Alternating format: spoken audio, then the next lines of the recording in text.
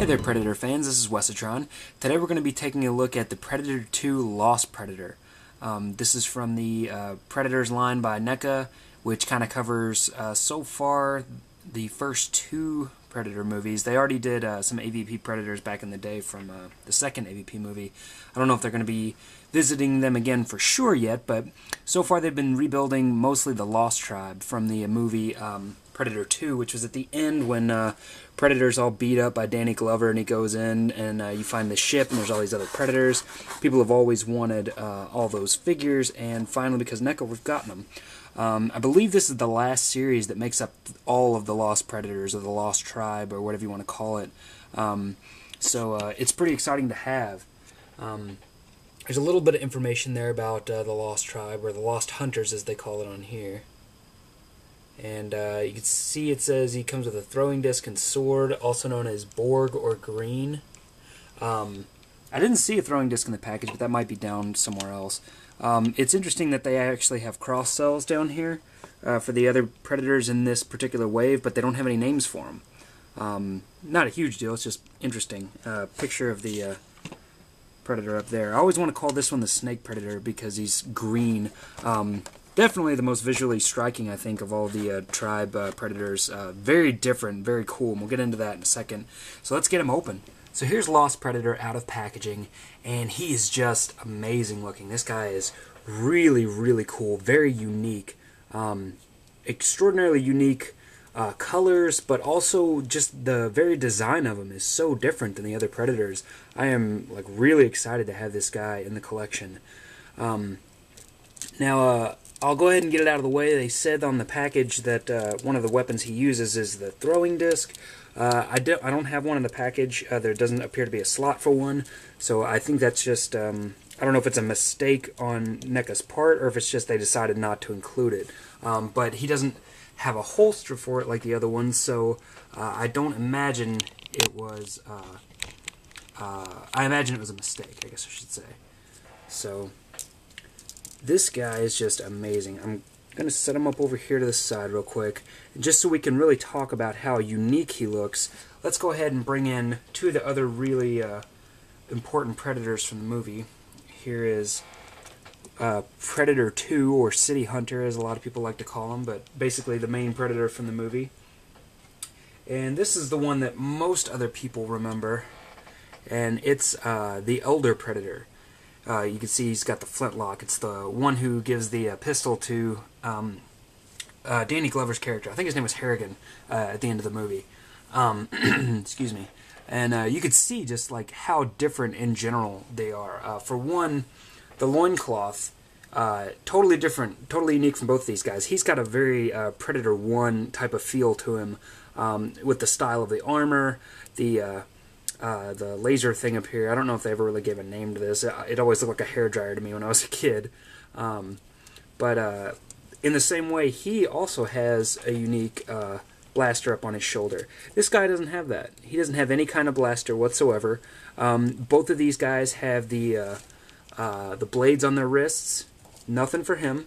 The only weapon he really comes with is this, what looks like kind of a Bowie knife. Just a big, huge blade. And while he also comes with a big knife over here on the side,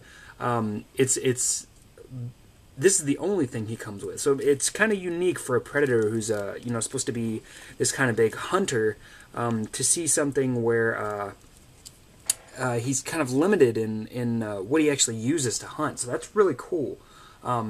You can see the armor up here. This armor is insane. It's one of the most appealing things about the figure outside the paint job. You know, obviously the colors are radically different between these, but look at that beautiful blue. It's really, really unique, and the bright red for the various buttons and things like that, but it's this metallic blue, and it's got this nice sort of, if you can see this color, it's kind of a copper. Very, very unique, and the design goes all the way around. The shoulder pad, I think, is possibly reused, or at least it's very similar to some of the other ones. You can see we've got the net sculpting on the back and everything. He's got this kind of spinal thing going down here on the back. Very, very unique. Doesn't look really like any of the other Predators. He's got some, I believe this is unique thigh armor here. This might not be unique, I'm not sure, but I think that's unique. Most of them have, from the Lost Tribe, have the disc on their right leg, and he doesn't, so that's pretty cool. I'm guessing the shin guards are probably used, and judging from looking at this guy, it looks like I'm right there. The City Hunter. So, yeah, just very visually unique from all the other characters. Very, very cool. I really, really like the look of this guy, as you can tell. But yeah, he really doesn't appear to look like any of the other Predators, and I think that's a real boon to his design. He is on the, I guess you could call it the V2 body for the Predators, so he's got a lot more articulation than the line originally started with. So it's not like, you know, extraordinarily large, but there are some really key things for him that he's got going. We got a ball-jointed head. So not a ton of range of motion because of the collar piece. Most of these have pretty good range even despite their hair, but his collar piece leaves him a little hindered. The shoulder is on a swivel hinge joint, and the armor on that is actually floating, and it's glued here at the bicep. So if you kind of move it around a little bit, you can get a pretty good range out of it. But it's usually not going to even go out all the way to the sides. So it only goes out about that far. Swivel hinge elbows, which he's got these cables on both arms. They kind of get in the way of that, but they are flexible, so you can put a little more motion into those. But I would say be careful because although there hasn't been a lot of breakage in the Predators line, the one parts that did break when they were having their factory problems were the elbows. So you can see it's nowhere near 90 degrees, but it's probably about the best they can do with the design. We've got ball-jointed wrists, so we've got a lot of great range of motion there, typical for NECA. This is what I've always heard is kind of a ball-jointed waist, but I really don't get a whole lot of ball out of it. I get mostly swivel. There's a lot of swivel there, and you can see where it kind of curves down here on the edge and stuff, so I assume it's supposed to be a ball, but moving it, there's very little movement, so I wouldn't really consider it a true ball waist. Swivel hinge hips, along with swivels there, and they are lateral, so you can move them forward and back and out to the sides without having to do that silly, like, twist it and then twist the knee thing. I hate that. But the swivels on the thighs are very good. We've got double hinge knees, which is always good for a Predator. So he's got a really great range of motion there. And then lastly, we've got a nicely ball-jointed ankle. So it goes back, forward about that far, and in and out for kind of a replacement rocker joint, which is very cool. Now, I don't have... It is difficult to say, talk about paint blemishes on NECA's work, because usually their work is so dirty, and it's inspired dirty, so it kind of always looks good to me, but I just want to give you guys some nice close-up looks. The netting on this one is particularly good, I would say. I usually try and dig through the pegs a little bit to find the best paint job on the netting, because it is kind of important to me. But really, once you have them on the shelf, the netting is really the last thing that I notice. It's usually, you know, the scuffs and the, you know, this copper rust here and stuff like that. Those are the things I tend to focus on much more than the netting. Although I will say this is a cool feature that I haven't noticed in all my Predators, but they may be there, is when you do the double hinge knee, NECA did actually paint the netting onto the inside of the joint, so it kind of keeps that illusion going, which I think is really cool. It was a neat touch that they really didn't have to do, but they did, so go NECA for that. Typically these guys are about between $15 and $20, and I think I got them at Toys R Us, so I'm guessing I paid either $17 or $18 for him, and for that price, he's definitely a steal. I mean, the stuff you would get like from DCUC right now, or like here, I've got a Movie Masters figure right here. This guy, if I could even find him in stores, I had to pay like $20 for him, but if I could find him in stores, he would be $16.50 on his own, $16 at the lowest, and he's nowhere near as articulated, nowhere near as well sculpted. The paint job is nowhere near on par. So for either the same price or $1 more, I got that guy up there. And this guy comes with no accessories either. I mean, he came with a build a bat signal, but I mean, just cost-wise, I have no idea how NECA does this, but this guy is really great. I would say if you're a Predators fan, go out and grab him. do your best to get your hands on this figure, because he is probably the most unique Predator I have on my shelf, just in terms of, you know, looking different. I mean, he's just the literal sense of unique, I guess I should say.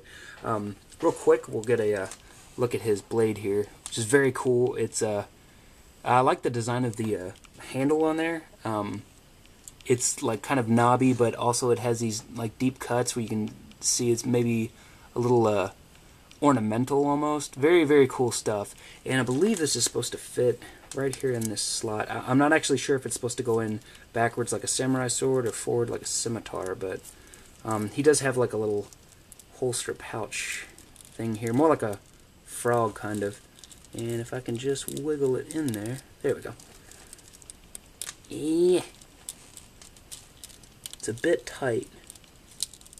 And like I said, I might be putting it in backwards, but it did go in. So, yeah, I kind of just holster it right there. It looks very cool. I dig that. I'll probably still leave it in his hand just because it is his only weapon and he looks great holding it. But I just wanted to show you guys how that works. So, it just fits right in there and then pulls right back out. So, there may have been some paint down in there because that slid out a lot better than it went in. Yeah, definitely pick this guy up if you get the opportunity. Yeah, he's fantastic. I feel like I'm glazing over some things because I am so used to this Predator mold. It has been reused a lot. I do have a little looseness in the hips with this new articulation, and that's been across all my Predators so far. But I don't hear people talk about that lately, so it could just be that I'm getting a lot of lemons. But let's just real quick look at the braids up here. These are a much softer plastic. I just want you guys to see this because NECA really goes all out with these. This is actually several separate like sets of locks that they glue on in different places on the head, and there's like layers of them. They're like, they'll do a lower layer and then a layer, and then there's this top layer that's glued into the I don't know, follicle points. I don't know what you really want to call these, but this is its skull, so it goes directly into its skull. But very, very, very cool. And these don't really hinder the movement much. You know, the hair is the least of your worries in terms of movement. His collar is what's kind of holding him back a little bit. And even it's not bad. It's just mostly the up and down. I mean, you can still get your left and right going and some tilt and stuff. But, yeah. This figure is amazing. Pick him up at your first chance. He's definitely worth the money. I wouldn't pay more than... For this guy, for his size and everything else, I mean, let's look at size again real quick. Next to RoboCop, you can see this is a big figure. I mean, he's designed to be in the 7-inch scale, which makes him, you know, closer to 8 inches. So very, very, very big figure. So I would say you could get away paying probably $22, $23, somewhere in there, and still feel like you're getting a pretty good price for it. I mean, considering the other things that are on the shelves. I'd love to say that this guy was worth $12 and mean it, but he's pretty amazing for that price. So that's pretty much it. Thank you guys for checking it out. If you have any questions about this guy, if there's anything you feel like I missed, like I said, I do feel like I'm kind of glazing over things, even though I don't intend to because I'm so used to this figure line. So if you have any questions, do hit me up. Let me know what you think. Let me know if you got this guy, what you think of him. If you think he's a good deal, did he break on you? What's going on? Are you even interested in this figure? I'd like to know. So hit me up in the comments below if you'd like to see more reviews. Go ahead and subscribe. I'll try to put out as many as I can. And I have good weeks and bad weeks with that, as our subscribers know. So just let me know what you're doing. Let me know what you're thinking. And if you get the chance, hop over to infinitehollywood.com and see what Newton Gimmick's doing over there. He's always got something new entertaining up, and it's always great. So check it out. Let him know what you think. Let me know what you think. And I'll talk to you soon, guys. Thank you very much. Bye.